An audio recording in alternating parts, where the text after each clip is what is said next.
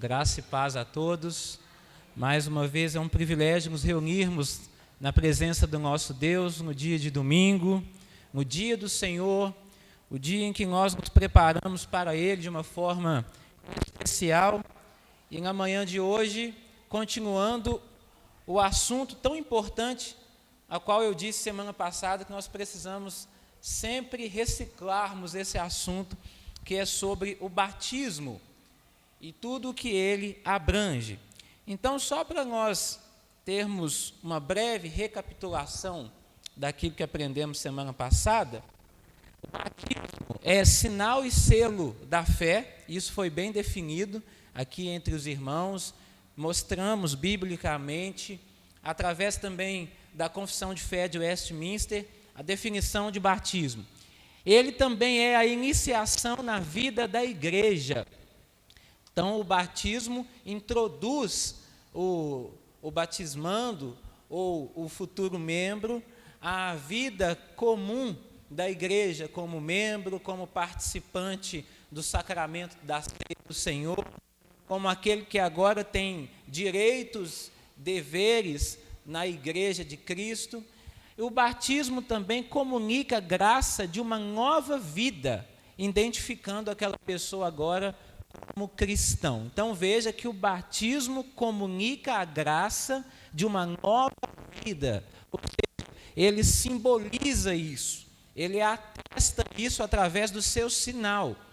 Não quer dizer que o batismo em si dá a alguém nova vida, concede nova vida, mas ele representa, ele simboliza essa nova vida, identificando aquela pessoa como filho de Deus, como cristão, como alguém que nasceu de novo. Identifica, tá bom? Vamos deixar isso bem claro, para que nós não venhamos a misturar os conceitos reformado com o do catolicismo romano, que entende que o catolicismo de fato, que o batismo de fato regenera a pessoa, que o batismo de fato traz nova vida para a pessoa, opera por si mesmo na pessoa algo transformador. Nós não cremos nisso, como aprendemos semana passada, mas ele representa, simboliza.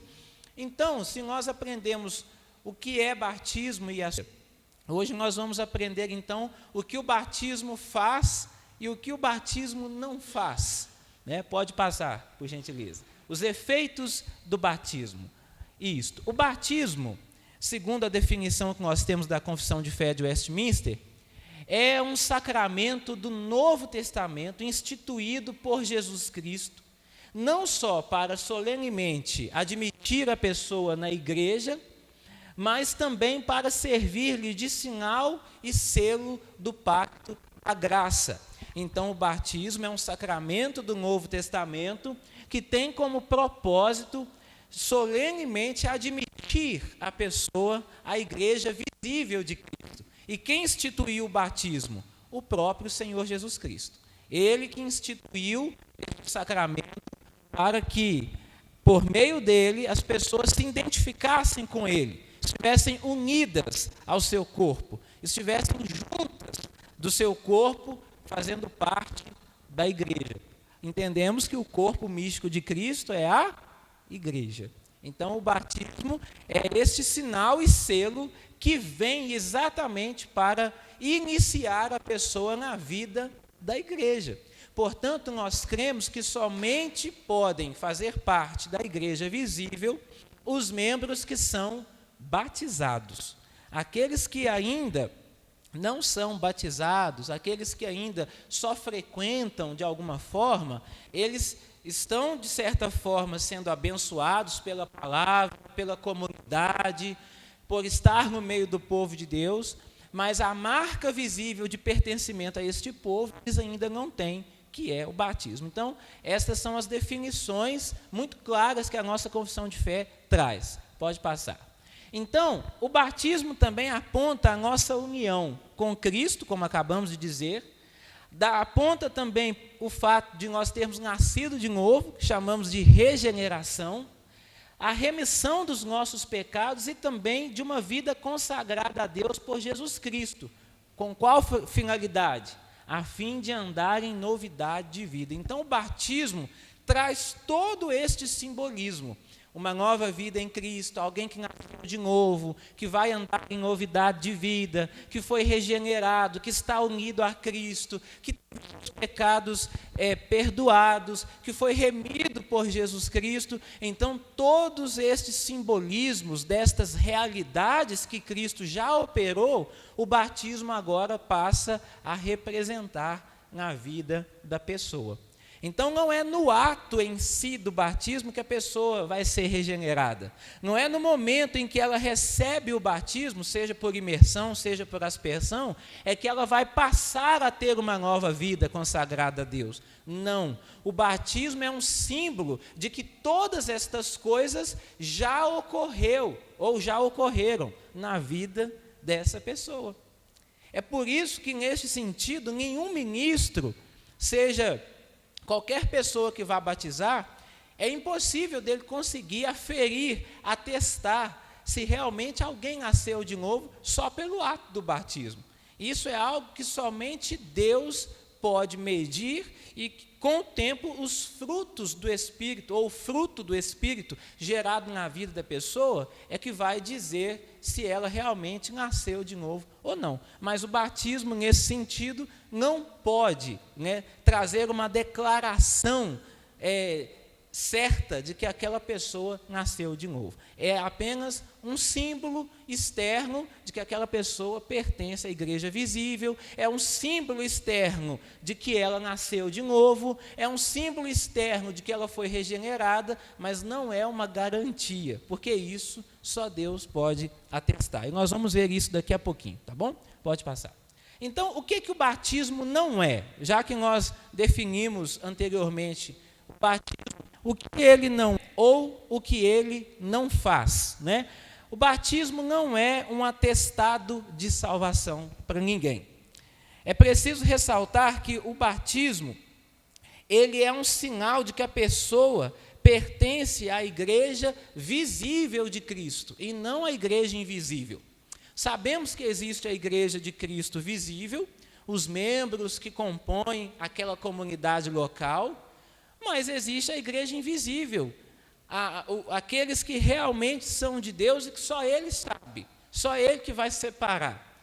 O fato de você pertencer a uma igreja evangélica, ter o seu nome inscrito no rol dela, não quer dizer necessariamente que você pertence à verdadeira igreja de Cristo, que nós chamamos de igreja invisível. Você pode muito bem estar há anos numa igreja, sem com isso, de fato, ter nascido de novo, ter sido verdadeiramente salvo por Deus.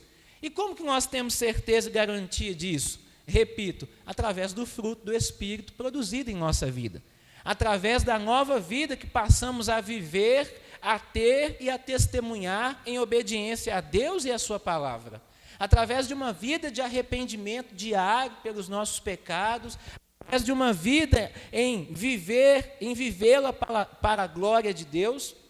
Então, todas essas características são sinais de que alguém nasceu de novo. Então, o batismo, ele não é garantia de salvação de ninguém.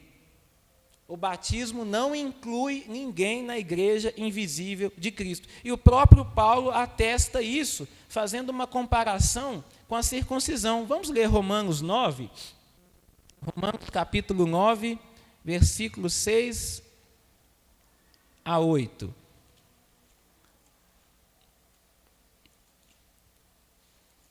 Romanos 9, versículos 6 a 8.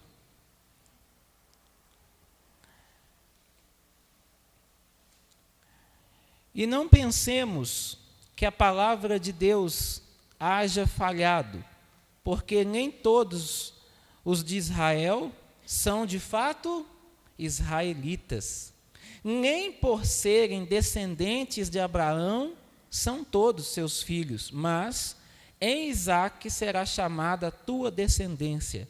Isto é, estes filhos de Deus não são propriamente os da carne, mas devem ser considerados como descendência os filhos da promessa. Então o apóstolo Paulo está deixando claro que a palavra de Deus não falhou quanto à promessa para os filhos de Deus, porque havia um pensamento limitado de que filhos de Deus, filhos da promessa, herdeiros de Deus como povo, seriam só os descendentes de Abraão, só os israelitas. Mas Paulo está dizendo que não, a promessa de Deus não falhou, porque embora os israelitas tenham falhado, quebrado a aliança, crucificado o próprio Messias, o próprio Salvador, o apóstolo Paulo está dizendo que a promessa era muito mais abrangente do que ao povo de Israel, porque ele disse, eles não são somente filhos da promessa por serem descendentes de Abraão, mas os que são filhos da promessa, os filhos de Deus, são aqueles que o são pela fé, são aqueles que o são através da promessa que Deus fez a Abraão. Deus disse a Abraão, em ti serão benditas todas as famílias da terra. Então não é só um povo, Israel foi sim o povo instrumental de Deus, o povo da eleição, o povo a qual Deus levantou, deu as suas leis, os profetas, as promessas. Deste povo Deus levantou o Messias, o nosso Senhor Jesus, para que através deste povo ele fizesse um único povo por meio de todos os povos. Então, nesse sentido, o verdadeiro Israel de Deus não é apenas o Israel étnico, são todas as pessoas que compõem, são pessoas que compõem todos os povos, línguas, tribos e nações. Inclusive, eu e você aqui nessa manhã, estamos unidos por meio de Cristo a este mesmo povo. E qual é o sinal dessa união com Cristo e de que pertencemos a este povo? O batismo. Então, veja que não é pelo fato de alguém ser batizado que significa primariamente que ele é parte do povo de Deus, assim como Paulo disse que nem todos os nascidos de Abraão, nem todos os descendentes de Abraão, de fato, são herdeiros de Abraão. Os verdadeiros herdeiros de Abraão são aqueles que são pela fé. Conseguiram entender isso, meus irmãos? Está claro? Qualquer pergunta, fiquem à vontade. Pode passar, Victor. Então, o batismo realiza a inclusão na igreja visível, mas não inclui na igreja invisível. Isso está claro para os irmãos? Que ser batizado numa igreja não é isto que garante a sua entrada no céu, não é isso que garante a sua salvação, porque se fosse, todos os que foram batizados e que já não estão mais na presença de Deus, teriam a sua salvação garantida simplesmente pelo fato de terem sido batizados. E não é isso que a Escritura ensina. Vamos ler 1 João, capítulo 2, versículo 1 João 2, 19.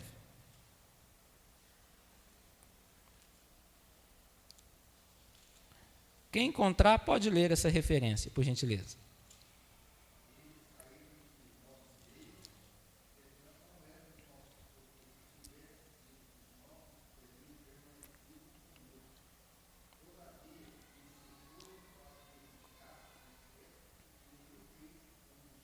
Isso, presbítero, muito obrigado.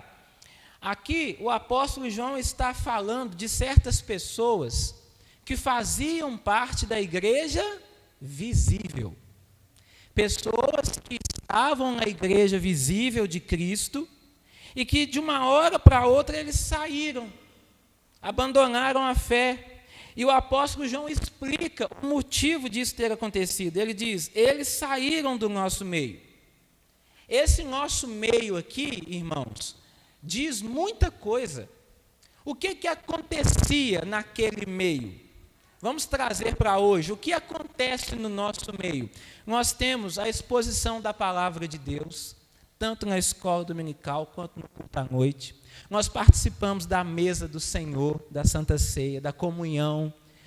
Nós nos alegramos quando alguém é recebido na igreja através do batismo, pela pública profissão de fé.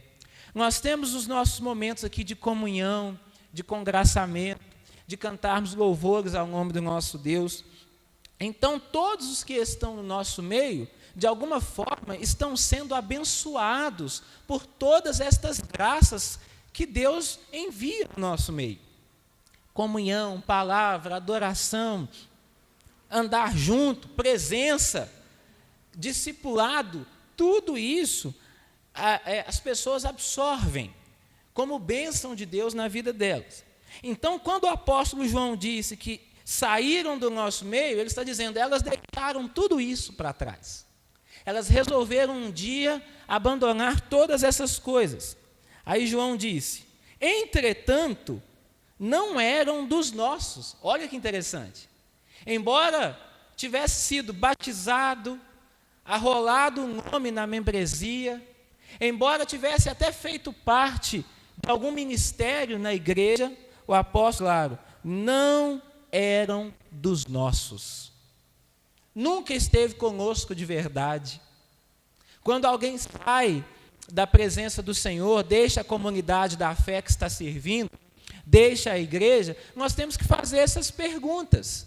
Será que realmente um dia fez parte mesmo?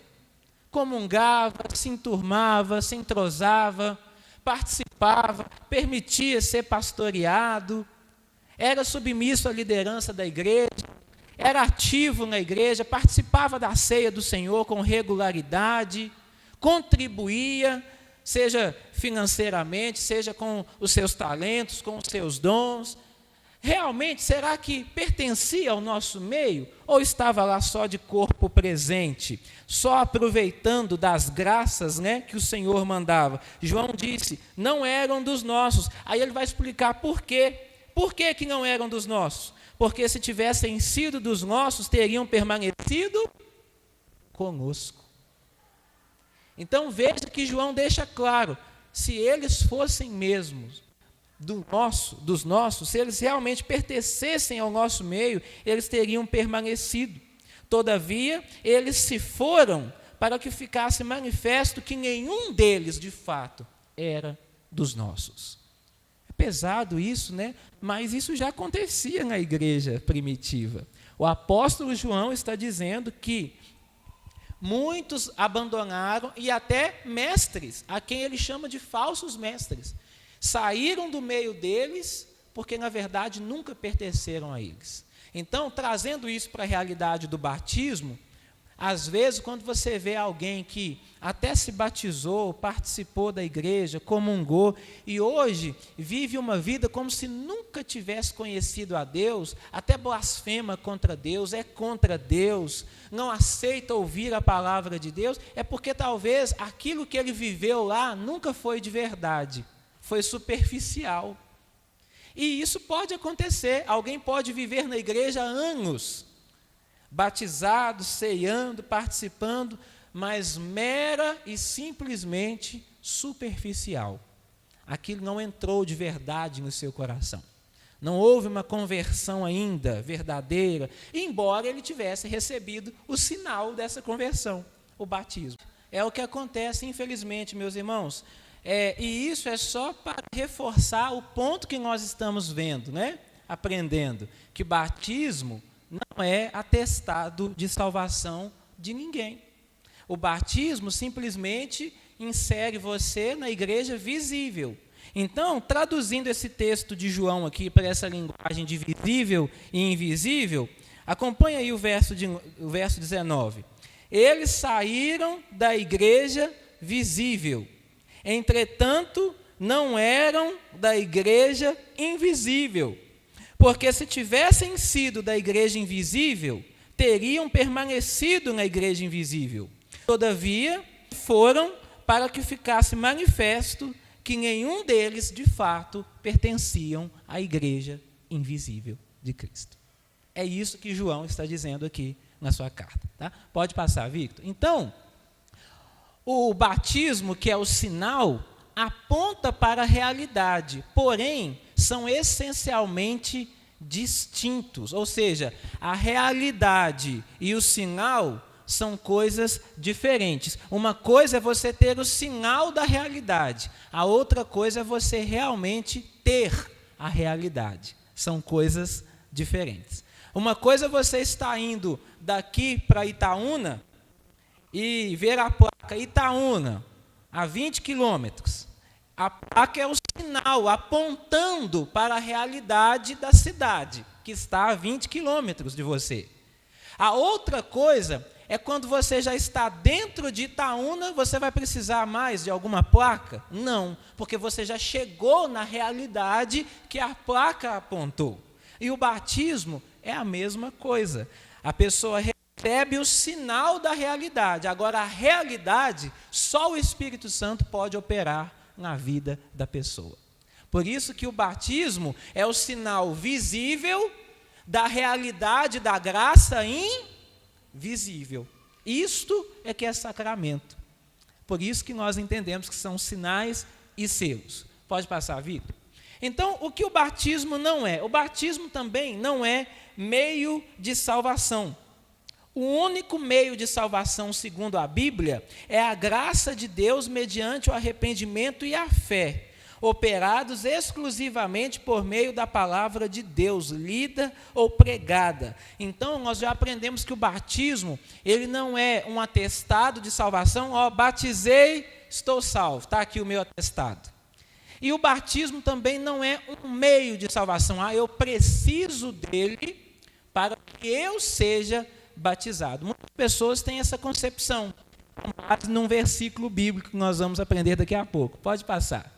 Então, a confissão de fé diz assim: posto que seja grande pecado desprezar ou negligenciar a ordenança do batismo, contudo, a graça e a salvação não se acham tão inseparavelmente ligados com o batismo, que sem ele ninguém possa ser regenerado e salvo. Então a confissão de fé entende a importância de você ser batizado.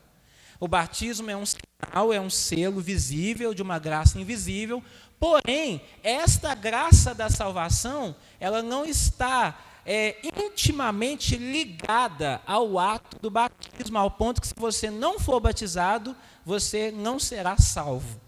Embora, havendo a oportunidade, você deve ser batizado. Você creu, então, seja batizado. Essa é a ordenança de Deus. Não há por que negligenciar o batismo.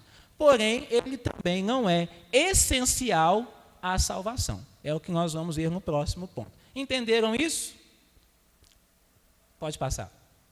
Aí, ele não é essencial à salvação, como muitos entendem, né, que o batismo é essencial. Por exemplo, dentro do conceito de alguns, o batismo ele é essencial para a salvação, inclusive no meio do protestantismo, tá? Com base num texto que nós vamos ler aqui. Olha, embora para muitos o batismo seja considerado essencial à salvação, não é assim que aprendemos na Escritura. O batismo não pode estar ligado de nenhum modo, meus irmãos, à condição para salvação. Não há nenhum meio de salvação que não seja pela fé em Jesus Cristo. E nós vamos ler alguns textos, pode passar. Olha, não está condicionada a nenhuma outra coisa que não seja a graça mediante a fé. Então, o que nos salva? A graça de Deus mediante a fé em quem? Em Jesus. A graça de Deus mediante a fé em Jesus. Isto que opera a salvação em nós, gerando então novo nascimento e gerando também arrependimento. O que vem primeiro, meus irmãos, na vida daquele a quem o Espírito Santo está operando? Arrependimento ou novo nascimento? O que vem primeiro? Vocês acham que primeiro a pessoa arrepende e depois ela é transformada em nova criatura? A Bíblia diz em Efésios 2, nós estávamos mortos em delitos e pecados. Um morto tem como se arrepender? Um morto tem como se convencer de pecado? Então, primeiro, para que nós nos arrependamos, para que primeiro nós enxerguemos os nossos pecados e soframos por eles e os confessemos, Deus tem que operar primeiro em nós o quê? Vida, novo nascimento. Primeiro, Deus precisa nos regenerar, operar um novo nascimento para que nós tire a venda dos nossos olhos primeiro, sopre vida em nós para que nós nos percebamos como pecadores. Meu Deus, onde eu estava caminhando? Eu estava indo para o abismo. Aí você se arrepende daquilo que você fez. Agora, por que o ímpio lá fora, ele não se arrepende? Ele acha que não precisa se arrepender. Você já conversou com alguém assim?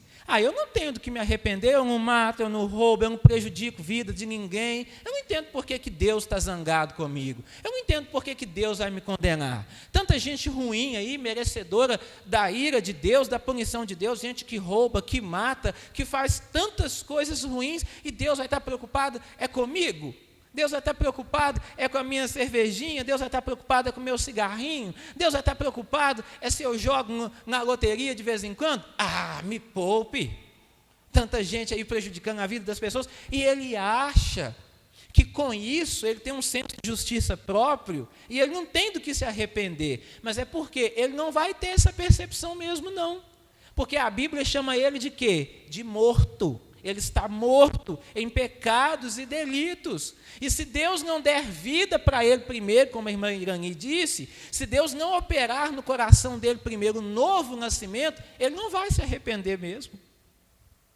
Então, primeiro, Deus opera em nós novo nascimento e arrependimento. E nós temos aí todas essas passagens bíblicas para provar que a salvação não está condicionada ao batismo, mas ao arrependimento e fé operada pelo novo nascimento. Vamos ler Lucas 23, 41 a 43. Outro irmão, Marcos 16, 15 e 16.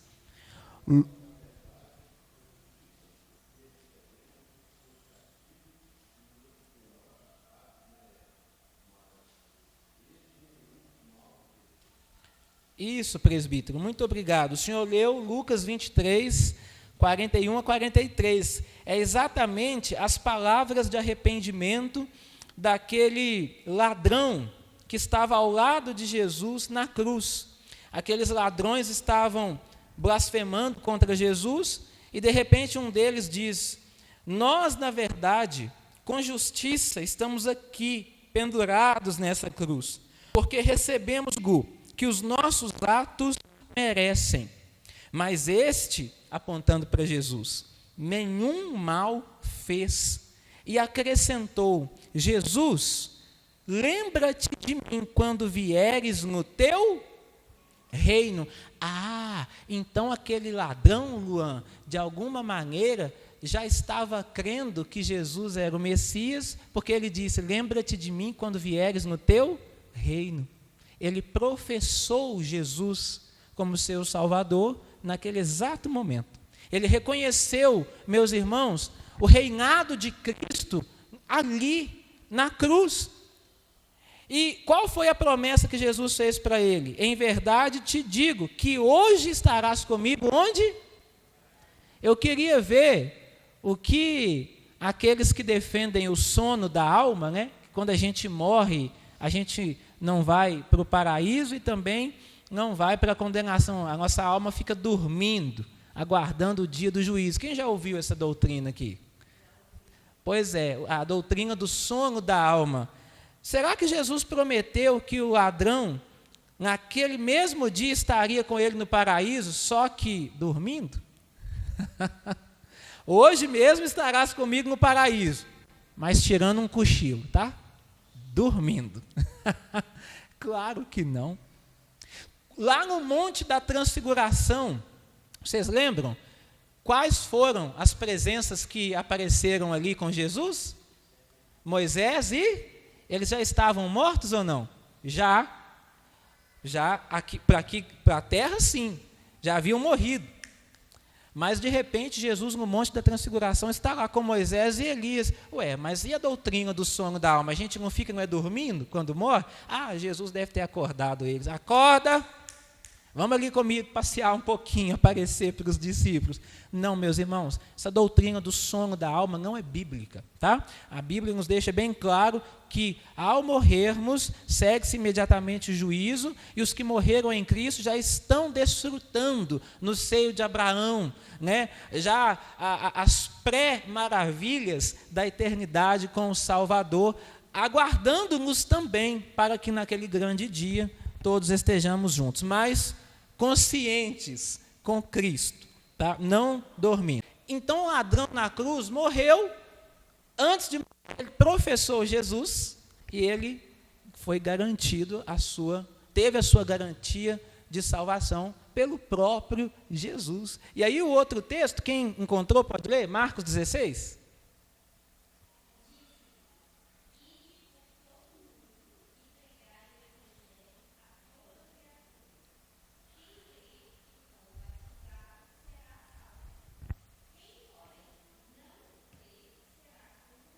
Ixi, agora a gente tem um problema, porque o texto que a irmã Miriam acabou de ler, Jesus está dando uma ordem para a grande comissão, a evangelização, e o começo dessa ordem é ir por todo mundo e pregai o evangelho a toda criatura, ou seja, indo pelo mundo, e enquanto vocês estão indo, vocês vão pregando.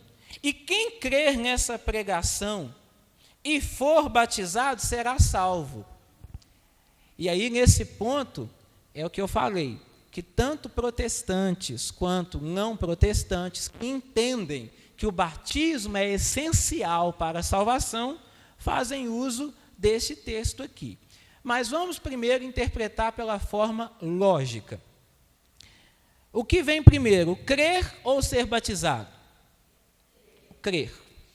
O crer. Então, quem crer e, aí nós temos um aditivo, você vai ter que crer e, junto do crer, ser batizado, para que você seja salvo. Então, numa ordem de evangelização, Jesus está dizendo, vocês vão pregar, e aqueles, claro, os adultos, os que tiverem condições de compreender essa pregação, ao crerem, a sequência lógica desse crer é receber o sinal dessa nova vida, que é o batismo.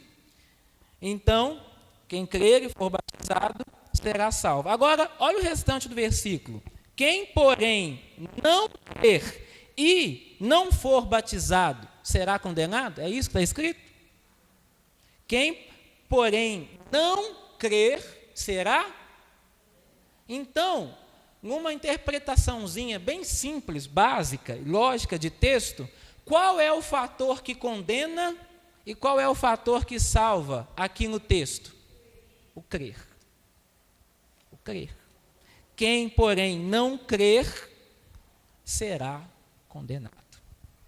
Porque se a sequência lógica é que crer e ser batizado é preciso para ser salvo, e então, se você só creu, mas não foi batizado, então você está condenado, logo Jesus pregou uma peça no ladrão da cruz. Você não estará comigo hoje no paraíso, porque ele não foi batizado, ou foi? Não, né? Não foi. Vamos lembrar de outro exemplo? Jesus, quando foi na casa de Zaqueu, o publicano, aí Zaqueu se arrepende, e ele disse, se eu defraudei alguém, se eu tiver defraudado alguém, eu vou devolver muito mais, vou restituir. E o Senhor Jesus disse o que naquele dia? Hoje houve salvação nessa casa. Teve batismo ali na casa de Zaqueu? Não. Porque o arrependimento e fé no coração de Zaqueu já havia sido operado.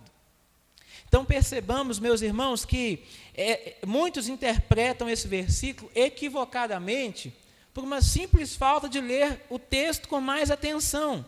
Jesus, ao dizer quem crer e for batizado, é lógico que ele estava dizendo numa situação natural, onde eu vou pregar, a pessoa vai crer, você crê em Jesus, então o sinal de que você creu e nasceu de novo é o batismo, você vai recebê-lo agora. Mas é óbvio que Jesus também estava visando aqui aqueles que poderiam compreender a sua mensagem, que poderiam ouvir e crer e serem batizados. Mas ele reforça na parte do versículo: agora o que não crer será condenado. Porque o que condena a pessoa é justamente a incredulidade. Veja que a fé, o crer de um dos ladrões o salvou. A incredulidade do outro o condenou, o manteve de coração duro naquela cruz. O manteve de coração impenitente, que não se arrependia.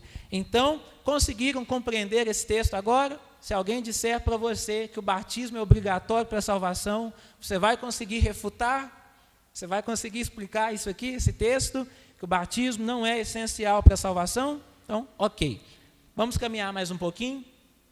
Então, o apóstolo Paulo em Romanos 10:9 diz assim: se com a tua boca, veja, se com a tua boca confessares Jesus como Senhor, e em teu coração creres que Deus ressuscitou, ou ressuscitou dentre os mortos, serás salvo. Pode passar.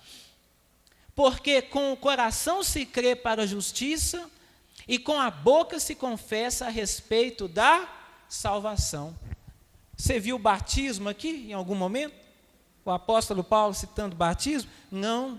Ele está dizendo: se tão somente com a tua boca confessares, se no teu coração creres, serás salvo. Foi o que o ladrão na cruz fez. Foi o que Zaqueu fez. Com isso, nós não estamos aqui desmerecendo o batismo, desestimulando o batismo. Lembre-se que a regra é: creia e seja batizado. Mas nós também temos que ter um compromisso de dizer que o batismo não está intimamente ligado à salvação, mas sim o crer em Jesus. O crer em Jesus. Que bom que isso ficou claro para os irmãos. Pode passar. Então, o que é o batismo, então? O batismo, meus irmãos, ele é exatamente uma ordenança de Jesus Cristo, mas não é somente uma ordenança, ele é um sacramento, a realidade visível de uma graça invisível, né? E ele vem desde o Antigo Testamento, só que com outro nome, a circuncisão. O equivalente do Novo Testamento do Antigo é a circuncisão e vice-versa. O equivalente do Novo, do Antigo, é o batismo. O batismo é a continuação da circuncisão. Os dois sacramentos, né, do Antigo Testamento eram a Páscoa e a circuncisão. Vocês lembram que a Páscoa foi um estatuto perpétuo de Deus para o seu povo, para marcar que o seu povo estava agora sendo livre, saindo do Egito, e agora seria o povo exclusivo do Senhor, um povo livre. E a circuncisão era a marca de entrada nesse povo, era a marca de pertencimento desse povo. Então, ninguém que dissesse ser povo de Deus, ou pertencente ao povo de Deus, poderia ou não poderia ser incircunciso. A marca da circuncisão deveria estar presente. Tá? Todos que quisessem fazer parte do povo de Deus no Antigo Testamento deveriam ter a marca que Deus instituiu para Abraão, que é a circuncisão. E o equivalente disso no Novo Testamento é o batismo, porque Deus não revogou essa marca. Deus pode, no decorrer da história, ter mudado o sinal, que agora não precisa mais de derramamento de sangue, né? O corte no prepúcio, vocês estão vendo a mãozinha ali com bisturi, era um corte que era feito no prepúcio de todo menino, ao 8º dia de nascido. Era um sinal de que pertencia ao povo de Deus. Mas Jesus já derramou o seu sangue, e agora não há mais necessidade de sacrifícios cruentos, sangrentos. E agora o sinal é mudado, é a água, e mais abrangente, porque não só meninos, mas meninas também recebem esse sinal, que é o batismo, mas a essência é a mesma. Qual é a essência? Marcar aquele que pertence ao povo de Deus. Tá? Vamos ler, pode voltar um pouquinho. Isso. Colossenses 2:11. Pastor, o que o batismo tem a ver com a circuncisão? O senhor já explicou, mas eu ainda não consegui relacionar. Você tem que entender os dois como sinais de Deus para pertencer ao seu povo. Se você entender isso, você vai conseguir relacionar circuncisão com batismo, tá? Colossenses capítulo 2, do versículo 11 ao versículo 12.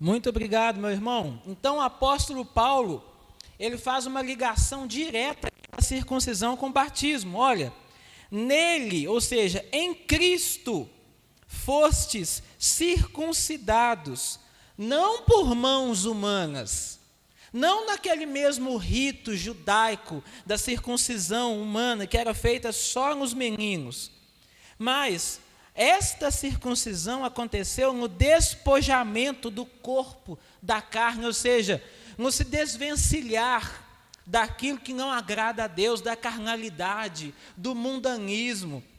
E essa circuncisão é chamada de circuncisão de Cristo, a qual acontece no coração.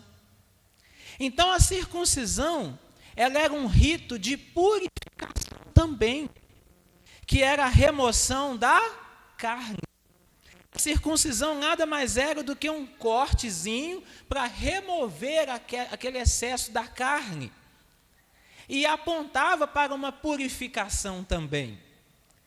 E não obstante disso, a água também é um símbolo de purificação, de limpeza. Só que uma purificação por meio do derramar do sangue, Antigo Testamento, e a outra pelo lavar regenerador. Você limpa, purifica, lava todas as coisas com água. Por isso que o sinal foi mudado. Por quê? Porque o sangue de Cristo já foi derramado. E aí agora, através dele, a circuncisão que todos nós recebemos é espiritual. É no coração, mas o símbolo continua, só que não na carne. O símbolo continua através do batismo. O símbolo está lá.